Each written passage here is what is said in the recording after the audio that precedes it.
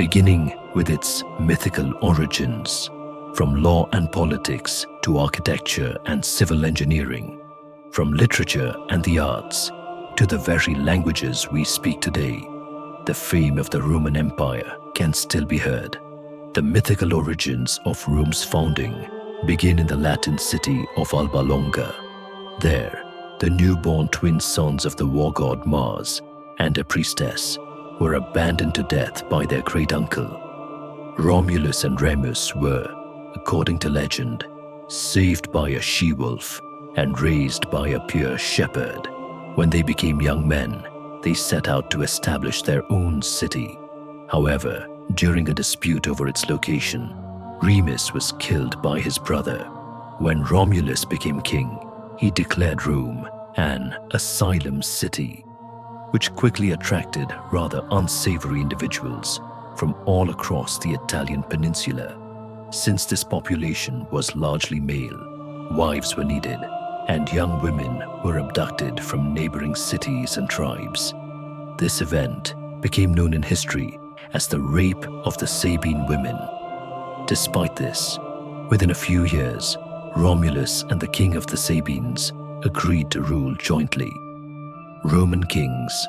What followed would be repeated many times throughout Roman history. The mysterious or violent death of rulers. First, the Sabine king Titus Tatius was killed during a riot. Then Romulus disappeared during a storm. According to legend, he became the god Quirinus and left this world. Most likely, he was killed by political rivals. During the reign of the second king, Numa Pompilius, fundamental elements of Rome emerged, including the 12-month calendar, the Vestal Virgins, and the office of Pontifex, or chief priest. After Numa, 5 more kings followed. The last of these was nicknamed Tarquin the Proud. He not only murdered his predecessor, but was also overthrown by the people.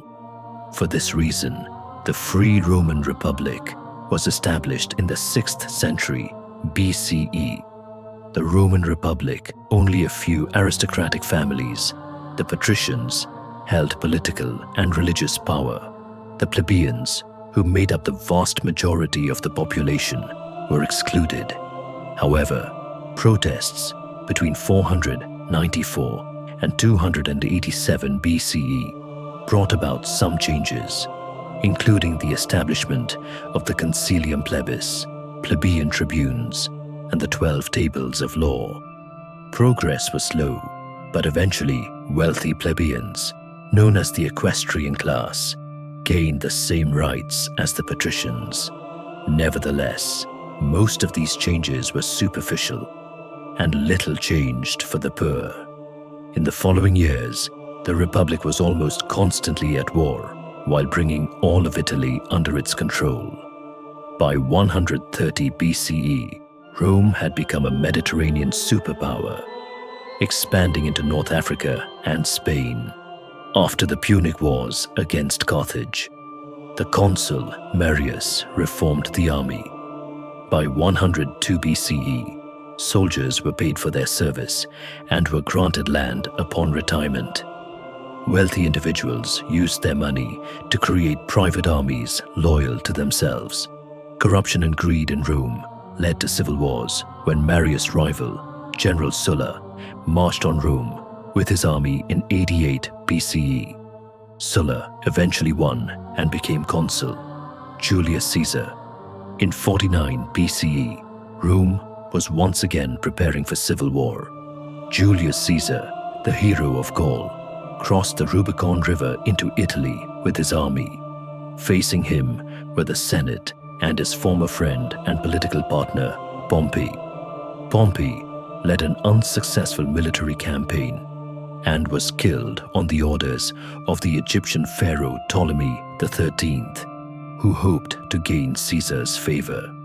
However, the fateful relationship that began between Caesar and Ptolemy's sister, Cleopatra, resulted in the pharaoh's death. Upon returning to Rome, Caesar's merciful treatment of his opponents further elevated his heroic status. the Senate declared him absolute ruler for 10 years. However, Caesar extended his powers too far. When he declared himself dictator for life in 44 BCE, he effectively signed his own death warrant. On the Ides of March, he was stabbed to death by approximately 40 senators on the floor of the government building. The liberators of the Republic incurred the wrath of the Roman people. Civil war erupted once again. This time, the main figures were Caesar's close friend, General Mark Antony, his lover Cleopatra, and Caesar's nephew and heir, Octavian. Octavian emerged victorious. Antony and Cleopatra died. Egypt, with its vital grain production, came under Roman control. The Republic had ended and the Empire had begun. The early Roman Empire. In 27 BCE, Octavian was proclaimed Emperor, son of the god Caesar, and took the name Augustus. Although he was the sole ruler, he maintained the illusion that the Republic still existed. The Senate remained important, but its primary role was to legitimize the emperor's decisions. Augustus' 41-year reign was a golden age. Peace prevailed. There was prosperity and stability, and culture flourished. Augustus established a road network and a courier system. He created a standing army and the Praetorian Guard, and introduced police and firefighting service.